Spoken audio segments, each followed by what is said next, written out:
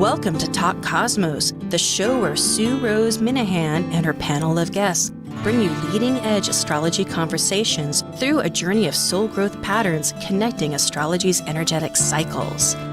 Get ready to understand your path in the cosmic roots of the stars.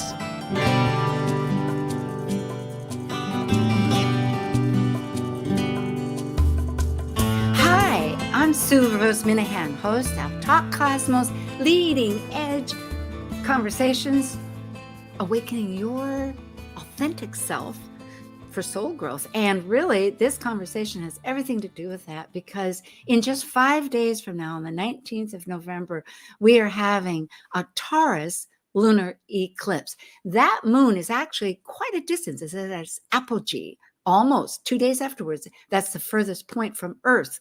And the incredible thing about that eclipse will be that because it is it's a 3-hour eclipse, meaning from its start to its actual perfection.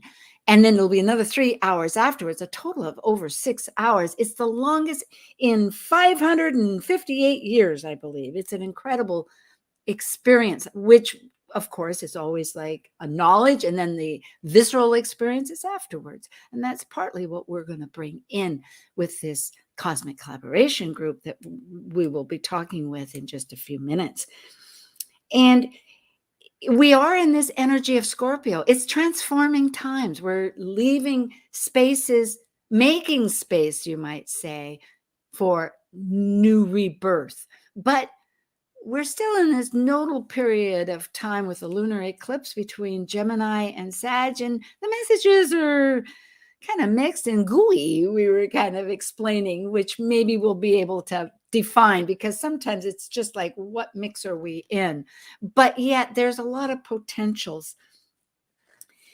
And this eclipse is going to be best viewed, maybe I'll say it now, all in North America, here in Hawaii, down in Australia and New Zealand, part of Asia, and then also part of southern South America. And so we will talk more about that in a moment. And okay, I think time to have cosmic collaboration. Thank you. Investigating the deeper archetypal questions related to understanding astrological energetic aspects for growth patterns to unify mind, body, spirit, and emotions, this is your Cosmic Collaboration Panel. I'm Rose Minahan, host of Talk Cosmos, an evolutionary astrologer and consultant, plus a certified color energy coach. I explore creative expression as an artist, a musician, and write abundantly, stories to poetry. I love investigating mythology's language, philosophizing eternity, and I'm a perpetual student of life, seeing oneness of body, spirit of people, animals, and nature. I'm Susie Kerr-Wright, astrologer, certified psychic medium, tarot reader, life coach, and Reiki master. I love to bring what I call cosmic common sense to the world through private sessions as well as all types of media. My work has been published in Chewy.com, Brides Magazine, Good Housekeeping, Cosmopolitan, Elle, Bustle, and more. And I'm a regular guest on Today in Nashville. I've had my own radio shows, and I was the weekly on-air astrologer for WSCA-FM. And I love to teach astrology and psychic development. And I'm Amanda Pierce, a soul-centered astrologer, astrological consultant, and empowerment-based meditation teacher. I have a BA in psychology, I'm a wellness enthusiast with a passion for healthy eating, and I enjoy creating new realities and shifting old paradigms. And like the Sufi poet Rumi says, you are the entire ocean in a drop. Hi, and my light just went out. Well, I've been having that. I'm having an eclipse early. It's like, oh, there we go. I think we can do it. Hey, the light goes back on. Oh, now off again. Well, such is life. Okay. It's a temperamental that kind of energy. Sometimes. Yeah. It is. I'm just going to leave it on, bright or not. There it is. I better come to it. So when is it happening? Oh, very good. And when is this happening? I hadn't mentioned, and I'll mention it now just for our wonderful audience that loves to join us, and we're so glad for it. Do subscribe. We're on Talk Cosmos YouTube channel, and it's always a podcast. And this is aired through wonderful KKNW, 1150 KK, 1150 AM, any rate. And of course, they have a live button too. So there's many ways. But it will be happening here in Hawaii in the evening on the 18th. And that's going to be 11:02 in the evening. But let's start on the east. Well, on the East Coast, it's going to be in the morning at 4:02 in the morning. So you're going to have to be a night owl to see all this, or early in the morning with the birds. And then, of course, it moves across the country even earlier. In Central Time, where you are, Susie, it's going to be 3:02 in the morning. Now, a person could get up at midnight and begin to see this, and then finally say, okay, fine. And then in the Mountain Time, if you're going to Santa Fe up to Calgary, it's going to be at 2:02 in the morning. And where you are, Amanda, it's going to be at 1:02 in the morning. So it's not quite so bad. And there you go. But that'll be on Friday. And actually at Alaska, it's going to be right after midnight. But here, yes, so I'm going to look forward to it and see what happens. So it's exciting. And let's see this chart before we bring it. Well, hello. Do either of you have something you want to say maybe? And we'll start this off. It's nice to be with you both here today. Yeah, same. Yeah, same. and I will, especially because next month in December you won't be with us. We're taking a little vacation, and I have 3 special guests that'll be on. In fact, we'll have Justin Elsey on the 12th of December talking about the lunar nodes and the Pluto return. And on the 19th, I have Linda Barry talking about vibrational astrology, which will be very exciting, which I think one of those you guys would have been on. And then on the 26th of December, we have Daniel Feverson coming up again about another approach with the Pluto return and maybe power. We'll see if we can do a panel on that. Like, who has the power anyway? That's always an issue, isn't it? So in some ways, hopefully within oneself. It's a very Scorpio issue that we'll probably be seeing with these eclipses and the nodal switch into Taurus Scorpio. Not that that's what we're here to talk about. Getting ahead of ourselves a little bit. In a sense, but thank you. But I'm really glad you did, because really reminds me, it's a precursor, isn't it, to those nodal switch, which is happening on the 18th of January, not that far away, really. You know, the nodes right now, they go in reverse, and it's only at 1 degree right now in Gemini. So, and that's why we have the Taurus eclipse, you know, as one starts trying to gather that. It has to be anyway, it's all very astronomical, and we could talk about that, but that's the fact. So somebody can learn. Okay. So should we look at the chart? Let's look at the chart and see what comes up. Sure. Okay, let's go for it. Okay. Because it is a full moon on this chart always. And it's also got a T-square. Now that full moon, of course, is in Taurus with the sun in Scorpio. And interestingly, in that T-square, though, Mars is opposite Uranus and has a lot to say. But maybe we should I'll leave it open here, because Venus, the ruler of the full moon, is Venus also. But I'm going to hold back. I've said a lot. I know one of you have something. Well, yeah, I think that to me, the most striking energy within this chart is that Mars-Uranus energy. And I mean, Mars is at 13 and Uranus is at 12 degrees. So it's a very, very tight opposition. And it's whatever Mars touches, it really kind of gives the other planets or energies a push. And it's like adding fuel to the fire a lot of times. So we've already been going through a lot with Uranus and Taurus. And this may kind of up the ante for some people.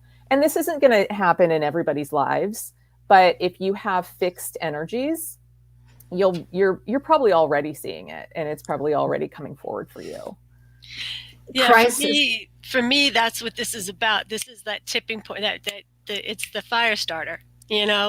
So we need to be really watchful of what happens on this one, because there's a lot of seething energy that's been going on in this world for a long time now, and really started with the Uranus and Taurus. So this is gonna this can be a big turning point, very impactful for especially for anybody that was anybody born around that time too, November 18th, 19, 20.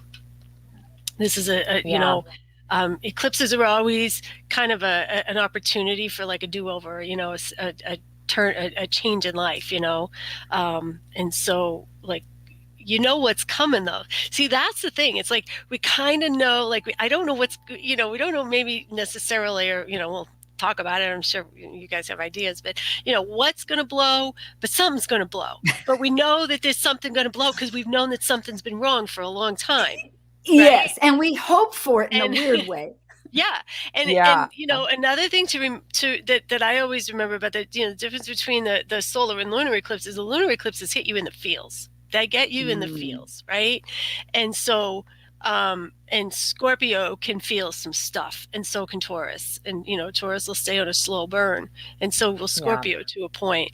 But when it ticks off, and so Mars is that instinct to act, and in Scorpio, it's like, what's it going to act on? Well, yes. and Taurus moons, they always want things to be stable, smooth riding. Like they'll do whatever they can to just like make sure that everything is feeling okay, because there is a strong need for survival with both Taurus and Scorpio. So that's going to kind of be coming up for some people here. Absolutely. And when and it's that surprise factor, going back to that T-square with Uranus, the unpredictable, except to know that it's going to be unpredictable and sudden, adds to that crisis, except that really the best part of that is the fact that it forces the crevice. It forces that opening into a new life that we have to have, that space to open, which, and as we in our conversation brought up, the fact that, and as you were just mentioning, Susie, it's been a long time coming. Yeah. I mean, we've had the pandemic since 2020. Uranus has been in Taurus since 2018 in May, has its 7-year cycle. But that pandemic too has really united this globe in a sense of distress, of a new awakening that's so unknown is the difference, that this is ready, but we really get to see what it means unknown. With we've talked about Uranus and Uranus activity and transits to by Uranus in your clients' charts for years and years. It's it's a wild card. Oh, it's an unknown. But this is like one of the big unknowns. This is like the big mamma jamma right here, because we're really living it now. We are in it, and we are in it collectively. And so in each of our lives, there's that that unknown, whatever that we know is coming. And we all have our own experiences to it, but collectively we're all having this massive awakening and this massive sense of, it's I've never felt Uranus so strong in my life, and it's pretty high up in my chart. Well, I love this whole take, because it means I've been realizing the collective nature of the pandemic, and the fact that this is what they call a deep, because I was looking at a Forbes article that was talking about 5 different things to know about this lunar eclipse. And one of them was this fact that the moon is so far away, and that's why it's so deep, which anyway, but the fact that is collective, I've often been realizing that since the pandemic, that whatever the nodes are in, we're experiencing a whole new dimension that's deep. Like originally it started in Cancer with the North Node. Everybody was at home. And now that it's in Gemini, finally home is taking on a whole new concept, right? I mean, people are working from home, and there's a lot of issues. And so, and our whole, and it's been in our communication. It'll be interesting as it goes into Taurus, which this is a precursor to our terms of survival on a collective scale, that deep, deep sense, because everybody is experiencing it, and therefore it leaves the superficial strata and it goes into the really systemic is the word, systemic nature of what that archetype is and what it wants. And survival is the theme, right? We gotta. Yeah, I mean, people, it's like we're reframing what survival is. We really are. It's like, what is survival? Survival used to be one thing pre-pandemic, and now it's another thing post-pandemic. And we're also seeing, the undoing of things that we used to look to as, well, as long as everything's okay in that arena, everything's going to be okay here. And we don't have any of that anymore. There's no foundation. Yeah, Uranus, Taurus being the earth, Uranus being sky. Boom! It's exploded. There's been a collective earthquake that's happened, and suddenly none of us are on solid ground. So now we're kind of scrambling to redefine what security is, what safety is, how we communicate. All of that. And I think with that with that restructuring or reevaluating of what is survival and security, there's also a restructuring of what we value, because when you're in that state of survival, certain things are just not important, and we've been holding on to them and kind of like, just like, this is so important to me, but is it really? Like, I mean, there are certain things that we can really just let go and allow a more authentic values to come forward for us.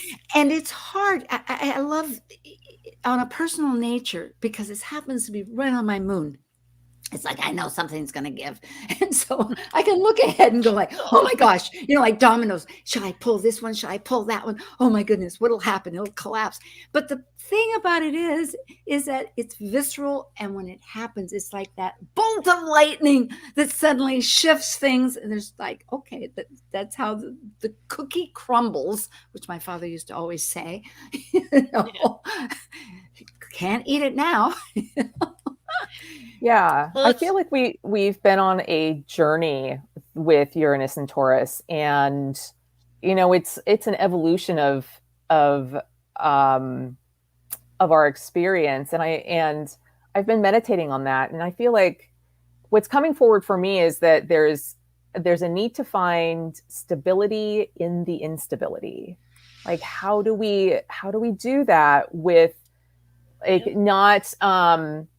not looking to the external to find stability? It's like, it's really got to come from within, and allowing the space for the energy to flow instead of clamping down on it. That's something that Taurus and Scorpio really like to do. It's like, I want to keep this. Yeah. Control. And I know Susie has something to say, but I'll say control nothing, create everything. It's a mantra that I keep hidden in my purse to rediscover. And really, when we looked at the fixed cross, it's Leo. I think that Leo and that Scorpio, the whole 9 yards of the four. Susie, you're burning. I can see it several times. You wanted to say something. No, okay. Good. Well, that stability within instability, that really brings forth. Okay, there's a couple of thoughts here. One is values, goes back to our beautiful Aphrodite Venus in Capricorn right now, down there in this chart, which is the East Coast chart, in the third house, of structure and of tradition, still looking to try to re-grasp some identity of that in life. But then I'm also thinking that instability also, of course, ultimately for me is Neptune, Neptune that's in its own sign, because Neptune to me must look at the partnership with the greater source of all, whatever you call that, and make that a partnership so that we don't see the form. I think ultimately, regardless, that's the error of the Capricorn emphasis that we might be thinking, because all these archetypes can be so much bigger, than what we classically just think of them on a generic terms and talk about, right? So that really, if we can wait and see what form is coming to us as a gift that we've intended through our real desires that we feel, which is really what manifestation becomes, as is taught on an esoteric level, esoteric hidden, or the spiritual dimension, then one can start realizing that the mirror of energies, that and work with it. Not to say that still doesn't make some hard choices and stuff, but it moves, I think, is the process of finding that. Well, touching on that though, what that reminds me of, sorry, I'm losing words here, is, there's that whole process of, Pisces and the urge to merge, right? And, what's a common struggle that Pisces people have is merging too much into other people, into their energy. So if that's where, and I like what you're saying about that, so that actually makes really a lot of sense, because I'm like, where are we going with this? Because, right now we have traditional and we have, AI. Okay, so we're either going to remain sovereign humans and keep our land and our homes, or we're going to become AI, right? And so, I mean, it's extreme, and there's no common ground. And so, and really, when you think about it, so that, to me, like when you talk about that, I was like, that is beautiful, because if you think about the and I forgot the name of the book again, Course in Miracles, they talk about seeing the spirit in others, and that's what it's all about. It's about seeing that divinity and seeing that spirit. And of course, this is what we all strive to do and what we all want to do. But however, and there is also the possibility of, like, so what happens when we do that? Is something, I mean, now we're getting a little bit out there, I know, but, is something else going to come in and possess us, if we are that open? No. So it's like, where do you, there has to be some sort of boundary, I would think.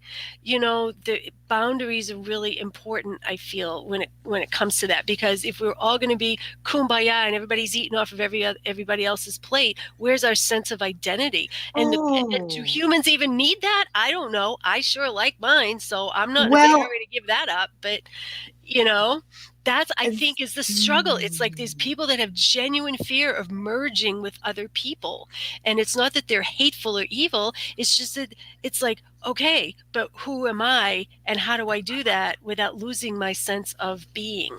Does that make sense?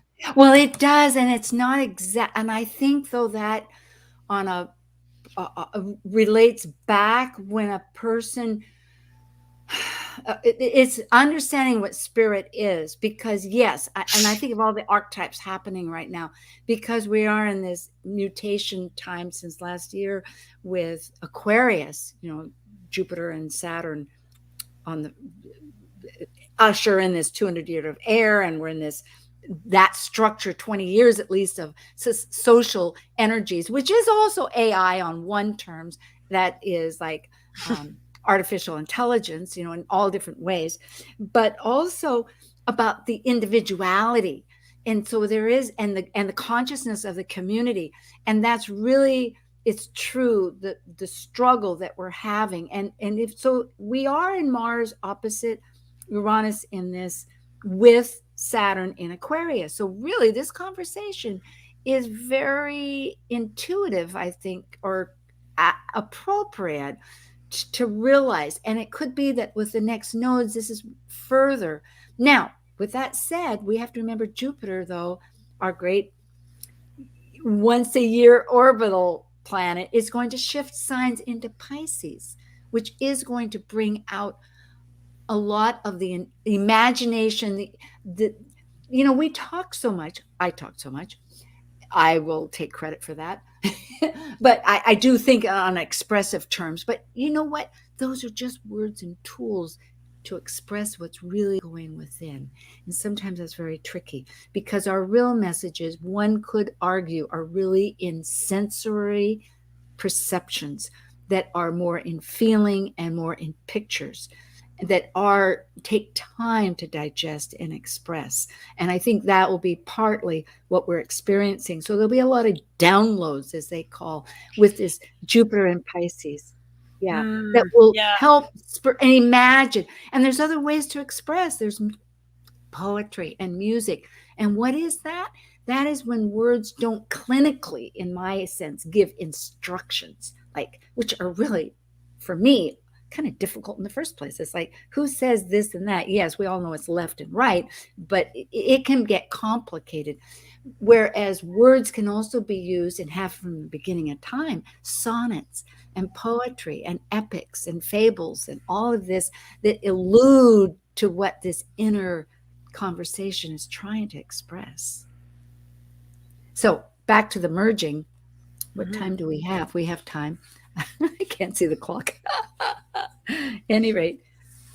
Well, I love that you brought in Neptune because when we're thinking of eclipses, it's a time where we can break or shift patterns in our lives. And this could be a time when it's ripe for us to shift into something that we've been dreaming of. We've got the North Node in Gemini, which is ruled by Mercury, and Mercury is in a beautiful trine to Neptune right now. So there's also this piece about kind of finding the space between holding and letting go.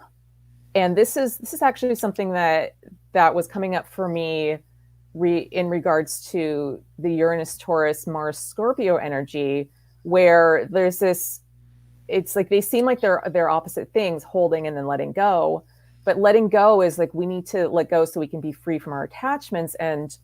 But we also need to hold the space for a new vision to come forward so that the best outcome of a circumstance will happen, or this new stage in our life can come forward.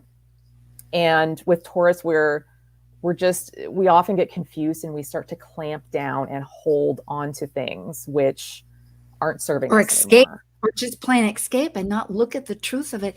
And I think all of that really brings in what we had first finally realized. Oh my gosh, it's gooey, it's messy. It's like, where does one, because classically, as I've been hearing many times other people with various classes, and that the caterpillar, the great metamorphosis, it actually in its cocoon loses its identity. And there's one person, I wish I could give him credit, said, who in their right mind it may have been through Amanda Poole Walsh, from Astro Hub, had her next year's, or anyway, there was a panel that I listened to, which I don't listen to a lot of panels. I have so much going on, but it may have been Rick Levine or somebody that said, who often talks in this way, to give credit, where who in their right mind would go into that cocoon thinking, oh my gosh, I'm going to lose everything, which really brings it home, because I think that is where the struggle is. We know it's gooey. We know we're losing things. We don't know what it is. And we don't even know what it feels like to fly around. And we know it needs to happen. We know it needs to happen. And yet there's still fear about going into it. Yeah. So trust is important. And trust goes back to not the material, but to the unknown, and Neptune and spiritual faith. Trust. Yes. Faith. Yeah. Yep. And in a way, we can look a little bit at history, because yes, there have been times when things haven't worked out. But again, I think it's that, and I was alluding this to the light, the light particle, the light, it's a wave. And when you stare at it, suddenly it becomes a particle. It's like that moment of grief. Oh, horrible, this event. Whereas if we step back and see the whole flow of the motion, it's like, well, yeah, but it's shown this beautiful vision, or it changed me here or there. Well, I think we have time for our little break at the half hour, and we thank Amanda Pierce and Susie Kerr Walsh. Susie Kerr Walsh. Right. Right. I've probably been wearing a flower longer than her. Yeah, you'll be on her show. Okay, well, thank you. And we'll be right back for Cosmic Collaboration. Thank you.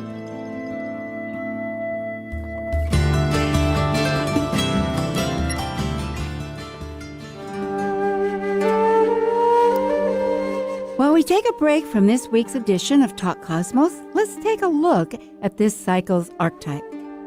We are currently in the yin period of Scorpio, traditionally ruled by Mars, now ruled by Pluto. By departing a cycle based on comparison between extreme energies, finding balance, Scorpio commits a relationship to exchange resources, experiencing power and powerlessness for the purpose of soul growth transformation. As a fixed water sign that is extreme, intense, and secretively deep, Scorpio's passionate nature questions the psychology and mystery concerning life and death. Talk Cosmos brings you leading-edge astrological conversations with hour-long programs each week on KKNW. The show goes live every Sunday from 1 to 2 p.m. Pacific. Talk Cosmos weekly programs are also available to watch live on Facebook and YouTube, along with daily chats throughout the week on the Talk Cosmos YouTube channel. While you're there, make sure you click like and subscribe buttons so you can get the full Talk Cosmos experience. Or, if you'd rather listen to the show archives with audio only, the entire podcast collection since 2018 is available on most podcast carriers. So, grab your coffee, tea, or kombucha and enjoy the show. Hello, astrology soulmates. It's me, Stormy Grace, the creator of the YouTube Astrology Academy, and you're listening to Talk Cosmos on Alternative Talk, 11:50 a.m., where Rose Minahan and her guests interpret and connect meaningfulness to astrology's essential energies. Alternative Talk 1150, here to uplift your day. Hey, thanks again. Here we are, and glad for all our listeners. You can always email me at info@talkcosmos and let me know your ideas and suggestions. I'm always glad to hear, and do subscribe. So we have Susie Wright from Tennessee and Amanda Pierce from Seattle, Washington. And we're talking about this upcoming Taurus Lunar Eclipse that we've talked about in different shows, so you can hear what other people have to say. And it's always a new energy, and the energy is feeling more and more. And you just brought up about Venus and Mercury in the last conversation. And you know what? Venus right now is out of bounds. That means it's outside that elliptical pathway of the sun. So it can do its own thing. It's saying like, yeah, I have these feelings about my values, and I have these senses of my survival. And more than that, I want these relationships, because Libra is sort of involved there too with its, even though we're talking Taurus, it's still under the domain of Venus. Later on, Mercury is going to be out of bounds. This year, somebody sent me all the 2021 out of bounds, and there's been quite a few. Venus and Mercury have done their fair share of being out of bounds this year. So they have a lot to say, and it's worth listening. Right? Yes. There's one more thing. I always like to remind people. Oh, go ahead. Do you want to go ahead? No, go ahead. No, Susie. go ahead. Yeah. I just always like to remind people too, when we're talking about, and granted we are in a completely new world and all of that, but eclipses are always reflective of periods in the past. So, and you always want to look back that, for those out there that don't know, about 18 years. So this eclipse goes back to November 3rd, 2003. And so if you think about that period of time, what was going on in your life, and how, and it doesn't mean that the cycle's going to repeat exactly. It just means if you're still doing kind of the same things that you were doing back then, and you weren't happy about them then, and you're not happy about them now, this is a time to break that cycle and to make that change that's necessary. So just want to remind people about that. Yes, very good point. And sometimes you might see certain themes come back, but you've learned along the way and you have greater wisdom now. And so you're able to handle it in a different light. Yeah. Like a sequel. Make it better, make it more to your advantage than just, yep. So it's always helpful to look back. It was a potent time in my life. When you say that, it was really? Like, oh my gosh, because there was so much happening before then that had climaxed, and I didn't know it, but I was in this window between eminent change when my whole life shifted, because later in April, my father's health changed, and my husband and I moved in with my father, who had a lovely home, and we stayed there for 3.5 years, and it was enormously transformative. It was like my past life totally eclipsed and changed. So it's like, oh my goodness. Well, I'll enjoy the holiday while it lasts. We'll see what's ahead. I was literally just thinking about where I was at in 2003. Now, it happened in April, but this eclipse would have been in November. But in April, I believe that was the year I located my brothers that I had never met in my life, a whole bunch of them. Oh, wow. My life changed dramatically. Yeah. Yeah, exactly. Past came to the future. Interesting. Yeah, same here. Past came to the future, because I hadn't been with my father for like 30 years. I have this long Saturn relationship, 30-year relationship with really vital parts of my life. And it is, depending on the house system, in the 12th house, or it goes in the very end of the 11th, which for trad people would say, well, it's in the 12th anyway. So I go with the 12th. And so that it's really true, because there's such a renewal in that process. It's like, wouldn't you say, really, right now with the Titans, Saturn and Uranus, they were of the two gods that were part of, once the Olympians, once Jupiter came and overthrew his father, who had eaten all his children in the mythology. And for the virtue of, we can say, because he had overthrown his father, Uranus, which in time, just to clarify, why is this in mythology? It's because maybe there was no time in the whole order of creation when Uranus was around, birthing with Earth, Gaia, but with Cronus, Saturn coming along, there was mankind and people and timing. We lived throughout the 24-hour cycle, but everything was ordered and forever real as far as order. And you can say too that then when Jupiter comes and overthrows, then humanity had ability to make choices as whether they were going to go with the intuitive higher self or their own little emotional they all have emotions, we can't deny it, emotional needs, but Humanity, on what level? Divinity. Thank you, there you go. And I think I think the other struggle is, like, is AI actually divinity, or like, is that another whole thing? Is that another whole can of worms? Like, is that really where we came from, or is there a God? So another whole chapter. But what were you, like 5 in 18 years ago? Oh no, it was not 5. I was early 20s. Okay. Was that a significant time for you at all, or just curious? I'm trying to think back. I don't know. I don't have any stories around 2003. That's a good thing. Dig a little deeper. Maybe.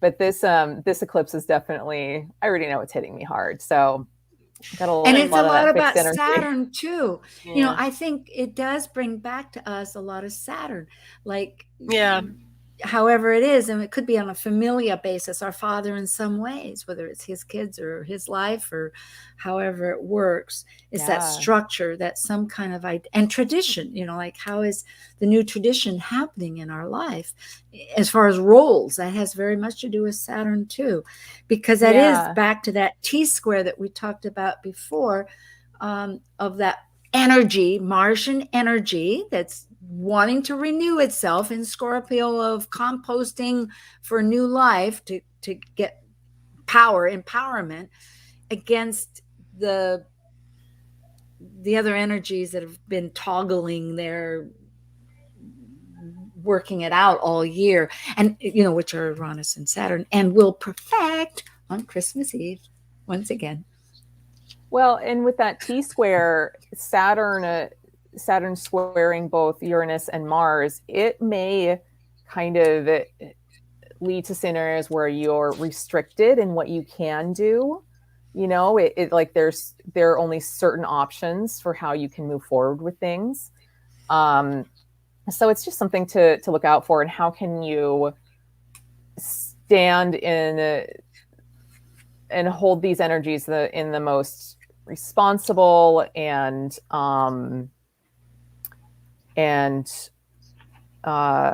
there's a word that I'm losing here. I guess Saturnian way. I can't. I'm losing my Saturn words right now. Well, of course, because Venus, Deliberate, ruling, intentional. Yeah, Well, perfect. But that's the messy, gooey part, because who rules Taurus? Just talking astrologically, it's Venus, and Venus is in Capricorn right now. So of course Venus is going like, hey, I knew the foundation. I had it surveyed. We've got this little spot, that spot, that spot we can build up. But and I was pre-planning. Yes, we could go in this direction. But you know what? That's not how life happens. And life happens unexpectedly.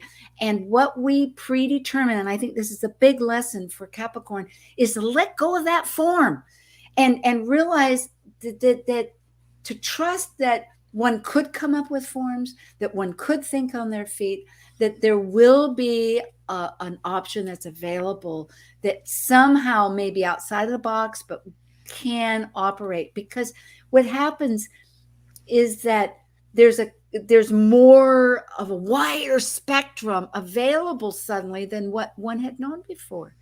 And that all goes back to this Uranus that's happening, that's going to break it all up. And also with the other factors of really working with spirit. And in some ways, we haven't really focused on that merging part, because I wasn't thinking always of spirit merging with everybody. I know that can be like, if I let go of this, then maybe that's happening. But rather, it's just welcoming that there could be an answer coming from another area that one didn't even see. And sometimes it's not always a friendly way of telling you. If a person's been resisting it a lot, it's like somebody tells you in a rotten way that you still don't like in the long run. And I can think of several incidences for this in my life, because I'm married and it's not just my way, but it's a collective highway. And so choices sometimes take longer to make. And sometimes the way you get told is like when we moved from Seattle, but we're really grateful for it. So with all that said. Well, I'm glad you brought up the Venus out of bounds, because it actually is pulled into this chart. If you look at the chart, Venus is at, I believe, 12. 12 Capricorn right now. So it's in a very close trine with Uranus, and it's sextiling Mars. And so there could be some qualities of this the Venus out of bounds popping up, and it's a good time to kind of embrace those difficult Venus parts of yourself that you have trouble with. If you don't know what you want, or have trouble processing feelings or relationship issues, limiting financial beliefs, low self-worth, those are great things to address, because Venus isn't constricted in the same way. It's not operating the way that it usually does. And I love that there was this, just this last week, there's this article that came out about how men are, what is it? We're hanging. It was a Match.com's annual Singles in America survey. And it said, I'm just going to quote this: many men are now experiencing post-traumatic growth from COVID and are focusing toward prioritizing well-being along with furthering emotional maturity. And singles are growing up. They're looking for long-term stability in a partnership. How Capricorn is that? Yep. And they're going to take their time to find it, and men are leading the way. So the whole thing about this was that men are less interested. The tagline was, men are less interested in sex than they used to be. They're more interested in like finding that deeper relationship. And this feels like it's like a Venus out of bounds type thing. It's like just Venus is operating differently. The way that we're looking at relationships is operating Well, differently. it seems like Venus is embracing its quincunx between Taurus and Libra. It isn't a quincunx, 150 degrees, which in itself is defined by, okay, they don't share the same element or the same mode.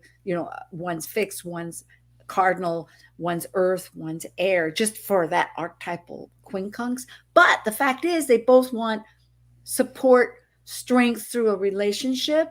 And of course, sex is part of the relationship, but it's not the primary. It's is it going to ensure that long term? And maybe it's also looking at the opposite side, which is from Taurus, it's going to be Scorpio. Like Scorpio is really the relationship where it's intimate. It's like, hey, we're having this relationship and we're keeping it because it's empowering both of us and we can exchange and have soul growth and everything.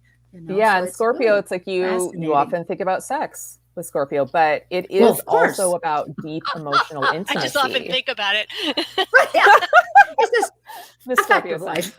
Yeah.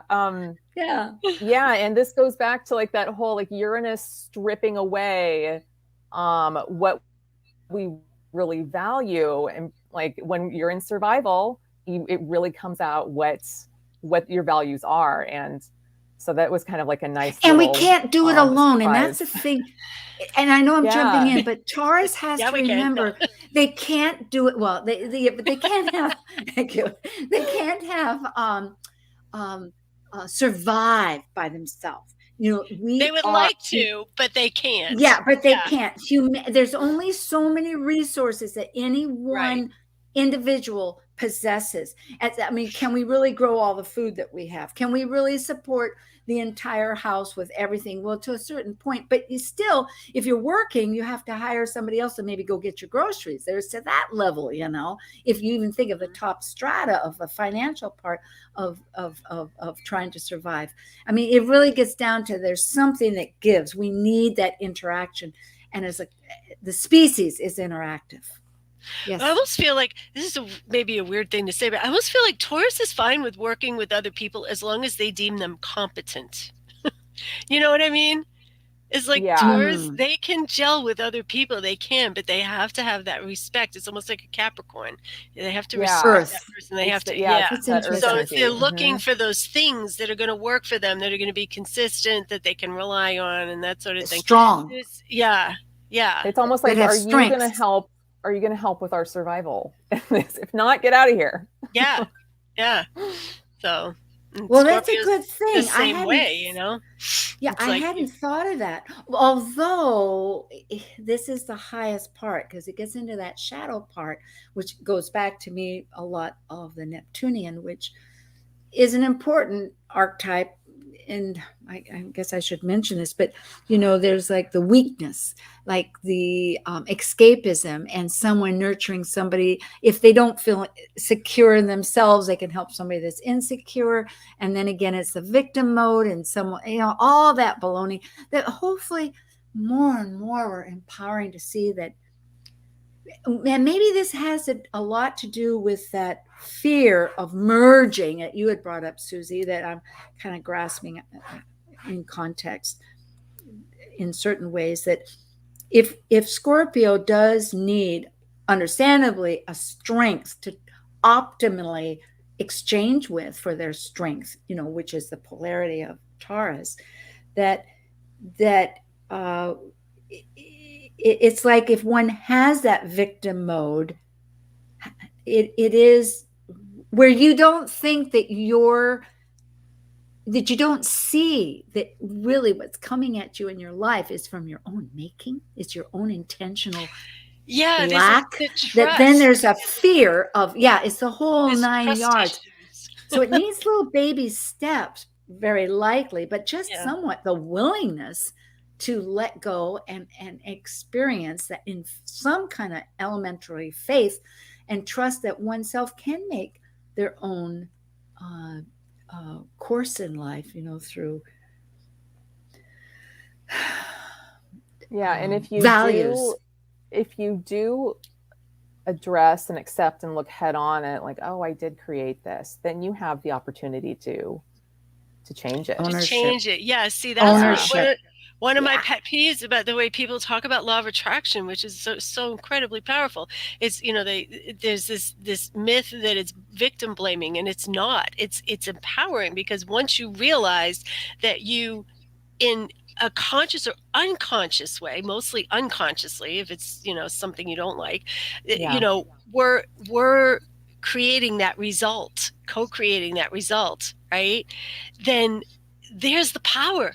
You can change it. You said it, it's just like, how can that not be empowering? How is that? That is so not. Then that's blaming, that tells the key to this business of the fear of merging, because one realizes is part and parcel, just what we're talking about, that we have the responsibility. The buck stops here. That it, in some way, if you look back into your own self, one way that really helps is Louise Hay's, the body. Louise Hay's, who's now no longer, but she has that Louise Hay's Hay House Productions. Heal the Body. And she has this Heal the Body. You can heal the body. And in just a little quick little business, it'll tell, like, if it's skin issues, that it's about your sense of boundary, of I fear. live by that book. Yep. Exactly. Yep. Because it's like a kernel of thought that suddenly introduces, oh my gosh, where did I think in my life that reality? And you begin to shift it. It's an awakening. So maybe Uranus and Taurus, and with this T-square, the body, and the next year's nodal things is going to be like, our body is going to really start talking to us. Yeah. We'll listen. I totally agree. There's opportunities for shifting the health of the body, and for allowing the emotional emotions that get stored in the body, allowing for those to be released. Because that's often where disease comes from, Yes. Or at least that's a theory. Dis-ease. Yeah, exactly. Yes, exactly. Yeah. Exactly. And so I really think with Uranus and Taurus, there's the opportunity for different somatic processes to gain a lot of popularity, and for the release of the emotions in the body. Just kind of out of the box kind of thinking for health and healing. It's happening. And with Jupiter in Pisces coming along, it's going to really open up that dance, music, motion, dance.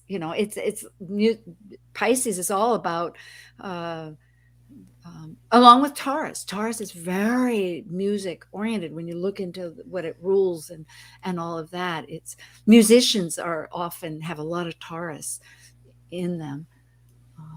So that dancing, because it somatically you release, it's motion. Yeah. It's not just stage. Yeah, I agree. I'm a big fan of dancing as a way to kind of release energies from the body. It just it gets you out of your patterning. Mm-hmm. Yeah.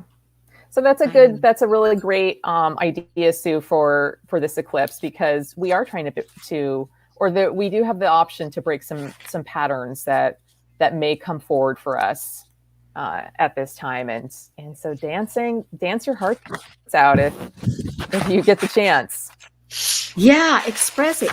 I will take this moment to say about next week, because after that we'll talk about the Sabian and the Chandra symbols and stuff that are going to add. Oh, is it really that time?